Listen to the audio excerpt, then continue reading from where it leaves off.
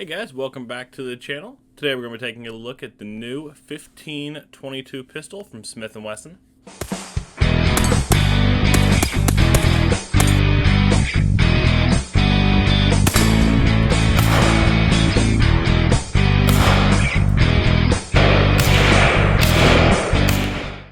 Before we jump in and start looking at this pistol, I thought it'd be a good idea to give everyone some basic information on the M&P lineup. Originally started in 2005, Smith & Wesson decided to start a new line of firearms. These would be more tactical and more influenced on what they thought law enforcement might need.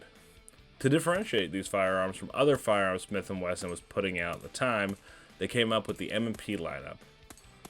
M&P stands for Military Police.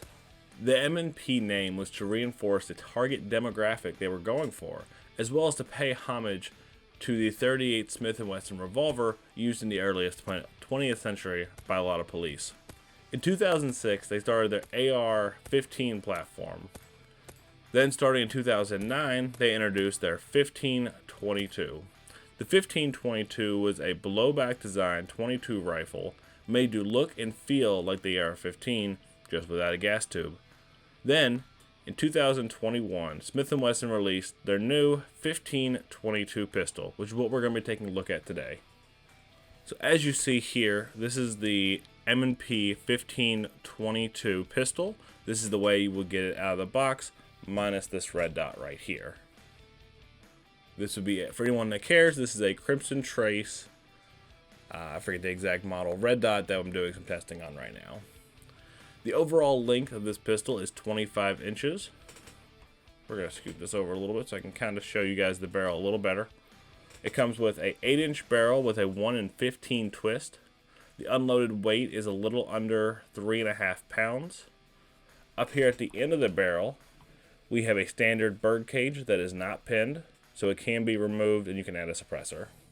Next we have our handguards. The handguards are made of polymer, just like most of this pistol is. If you look at the top right here, we have a full Picatinny rail, and then we have M-lock slots on both sides, as well as having them on the bottom. The Picatinny rail continues all the way to the other end of the pistol. At this end, we have a polymer charging handle. Below that, we have our bolt release and our safety lever. See, both these parts are mil-spec, as well as the grip being mil-spec as well. The grip is a Magpul. It's part of their slim line pistol grips. You can see right here. While looking at the grip, I'll go ahead and show you one of the real issues I do have with this pistol, and that would just be the fitment of this grip. I'm not sure how well it comes off from camera, but right here, so let me grab, make it a little easier if I have this to show you guys with. So, right here we have a gap, to the point where I could actually fit this punch right in there. It's not the end of the world. I would like to see Smith & Wesson find a better way of fitting this. But for a pistol for $400, I mean, it's not going to be the end of the world. It's just not super aesthetically pleasing. Now moving to the other side of the pistol. Let me turn this around here.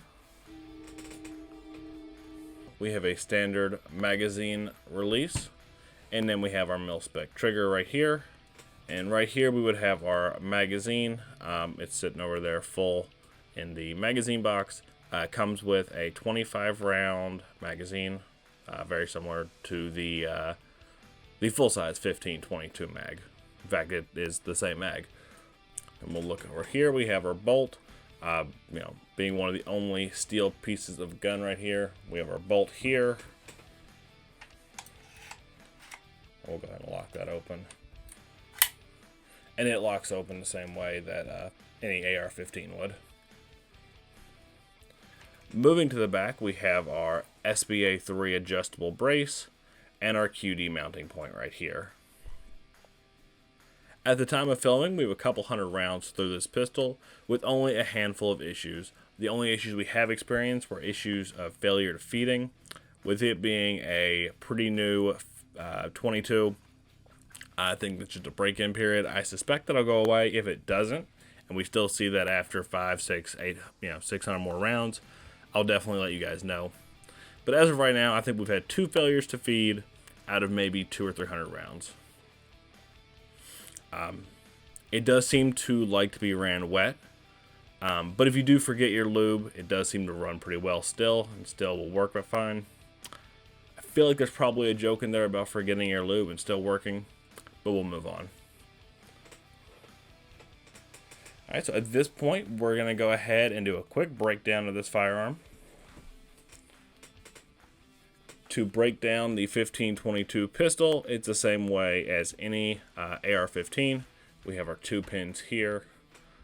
And you'll start by pushing this in. And I'm not normally able to get this to push in all the way, so I like to grab a plastic punch or brass punch. I prefer to use plastic so we don't scratch anything. But we'll just push that in. And that's more than enough. So now we can flip it over. Grab it right here. Pull that all the way out. And this is one thing I have noticed, and I don't know if this is on the full-sized, but unlike a normal AR-15 that would just swing freely, you gotta kind of give this one a love tap on the end. So I like to hold the brakes here and do a quick love tap right there. And that'll pop it open. We have the same thing here. We'll get to that in a second. Go ahead and get our charging handle out. Just pull our charging handle out. We'll take the bolt assembly out as well.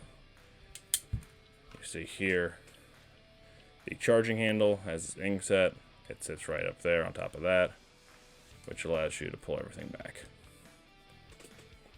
And then in here we have our trigger. Pretty basic mil-spec trigger. As you see, no gas tube or anything in here. You're just simple blowback design.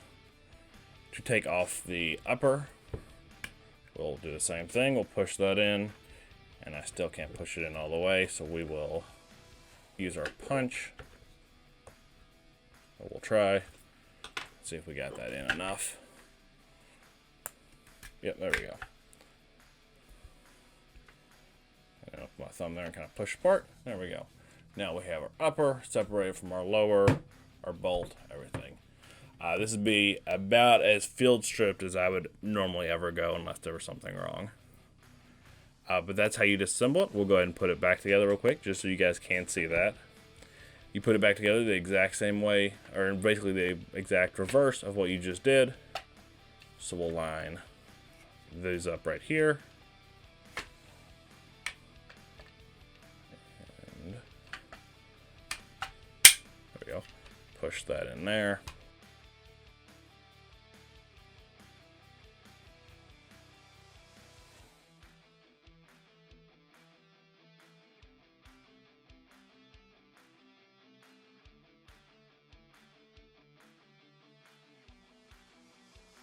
That in anymore. Grab our charging handle and try to put it all together at one time.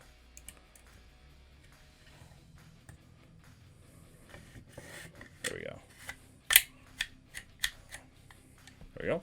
Now we've got our bolt and our charging handle installed, and then it's a pretty tight fit.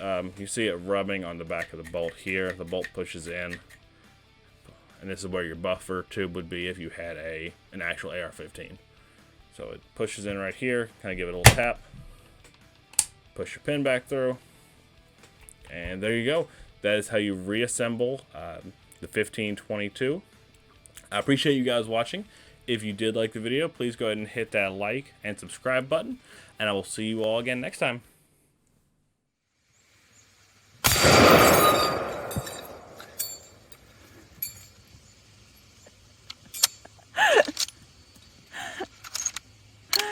Stabby, stabby, fell.